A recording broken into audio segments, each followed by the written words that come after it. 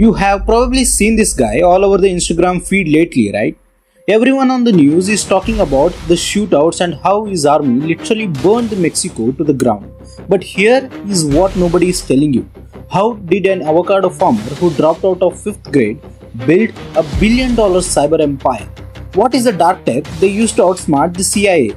Today, we are decoding the unbelievable rise and violent fall of El Mencho and the CJNG.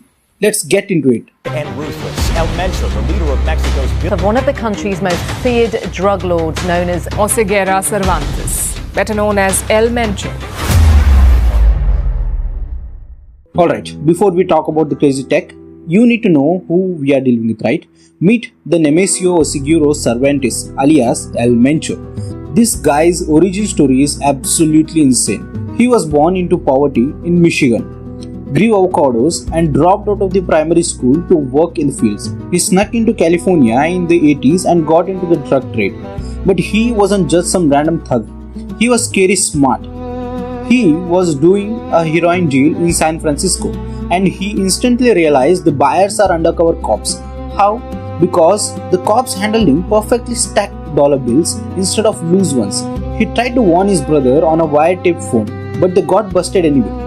To save his brother from life in prison, El Mencho pleaded guilty and did time in Texas prison. When he got deported back to Mexico, guess what he did? He literally became a local police officer. Yeah, he literally became a police officer. You can't make this up, right? He eventually left the police, joined the cartels again, and ruthlessly fought his way to the top to create the CJNG. The DEA estimated this guy was worth anywhere from $500 million to over $1 billion. So picture this, like you are a billionaire boss and you want to build a private army. You don't just hire street toughs, right? El Mencho was guarded by actually mercenaries with military training. And talking about their gear, they aren't messing around with rusty pistols. They were level 4 ceramic plates, that's military grade armor that stops heavy sniper rounds. They drive monstrous, regular Ford F-150s welded with an inch of solid steel and bulletproof glass. If you think I am exaggerating about how dangerous this army is, you should listen to this. In May 2025, when Mexican army tried to catch him, El Mencho's guy literally shot down the military helicopter with an RPG, a rocket-propelled grenade launcher. You get what I say. To cover his escape, his army hijacked buses and cars and set 39 vehicles on fire to block all the highways. It is basically a GTA in real life, right? But look, having a paramilitary army is useless if the DEA is listening to your phone calls. So they built their own internet, a smart move, dragged them into the Sierra Madre mountains and forced them to build a shadow towers. It's a completely private highway encrypted cellular network. Traditional internet providers can't even see it, and they use ghost phones. These are Android stripped down to the bone. No GPS, no microphones, no camera, just pure encryption. And when they are really paranoid, the top bosses put their orders on an encrypted USB drive and hand it to a guy on a dirt bike, a human router. The NSA's billion-dollar spy satellites are completely useless against a guy carrying a flash drive. It's get crazier.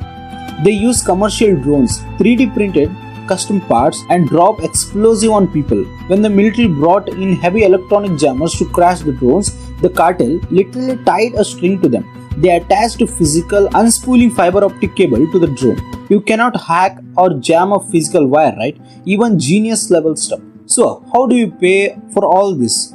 They use stablecoins like Tether and run them through mixing services. It scrambles the digital money so badly across the blockchain that no governments can trace where it comes from.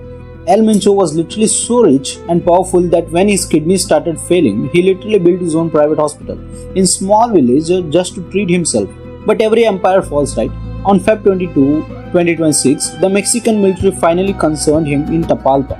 His army immediately started burning vehicles and blocking roads across multiple states to save him. Killing at least 25 National Guard members, El Mencho was seriously injured in the crossfire and died on the way to the Mexico City. The king is dead, but here's the terrifying part. He left a massive power vacuum. His son, El Menchito, was supposed to take over. He was extradited and convicted in Washington DC.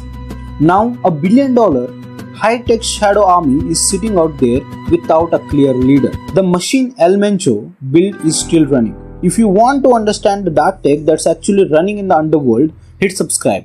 Let me know in the comments what we should expose next. Stay frosty guys. This is Sub-Zero signing off.